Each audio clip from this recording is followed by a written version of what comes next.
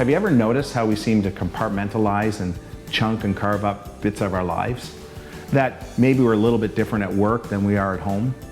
That we only reveal certain parts of our identity to certain groups of people? But yet, we're much more than what we show any one person, or any one group for that matter. That we have a work life and a home life, sure, but we're more than that. Take, for instance, I have my friend Jimmy. Now, Jimmy's a structural engineer. To me, that's kind of boring. But he's also a musician, he likes to drink beer, and in fact, he's videotaping this talk right now because he has his own video production company. And to top it off, you want to talk about diversity, he likes the Philadelphia Flyers. My point is that we're much more complex. There's much more to us than we ever really reveal. And yet, there's something within us that wants to show certain parts of the world these tiny little bits. Recently, a friend of mine recommended a leadership book that intrigued me. So I went to the bookstore to find it. And as you know, it's really easy to find a book in the bookstore.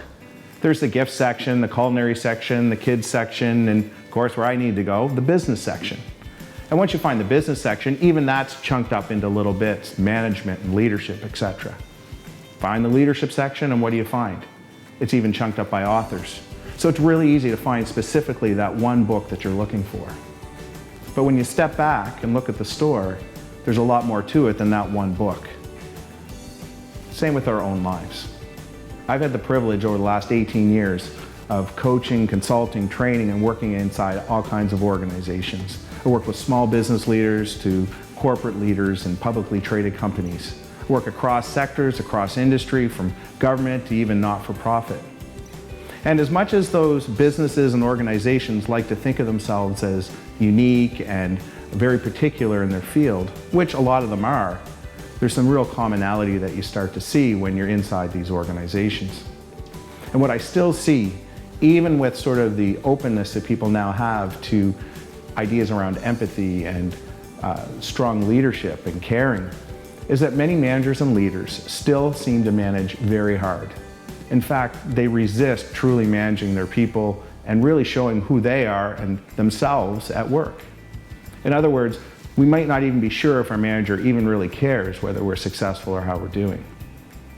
One of the things that's become very evident, and I'll have to tell you is really frustrating as a coach, is the lack of self-awareness that many leaders have. Even to raise self-awareness in the so-called business talk seems a little foreign. Seems like maybe that should be in the self-help or the psychology section of the bookstore that we talked about. But self-awareness in business is one of the leading edge technologies, and I use that word intentionally, that we need to start employing. Look, here's a way to think about it. Take a moment and think of a problem you're having in your organization. You got one? Now, as you think of that problem, think of a person that you might attach to that problem. Their name probably popped up like that. And as you think of that person, here's the question. Do they think they're the problem? And of course, the answer is no, because they think everybody else is the problem. And they're blind to their impact on others, their coworkers, in fact, the bottom line in lots of cases of the organization. But they don't see it. We've had all kinds of wonderful technology upgrades in our businesses. We have cloud-based systems, we have software for efficiency, we have certifications, we know how to improve productivity, we have 1,000 ways to crunch the numbers and look at the operational side of our business, and yet that's not where we need the upgrade. We need the upgrade in human performance and human behavior. We need leaders and managers to shift and really begin to start looking at themselves and their impact and offering themselves in the workplace in a new way. Recently, I was doing a training with a group of corporate managers. And common in my practice as I begin one of these sessions, like many facilitators, is to ask them what they're expecting and what they're anticipating in the day, any fears or doubts they might have about their training, etc. And it really struck me when one participant said to me, he said, "Look, I just don't want to be pigeonholed by whatever we do today." Afterwards, I got to think of it. What is a pigeonhole, right? We kind of all know what it is, but so I looked it up, and maybe you should too, but a pigeonhole is just simply a hole in a wall or somewhere where the pigeon nests and finds shelter. And of course, they're enclosed and they're sheltered completely.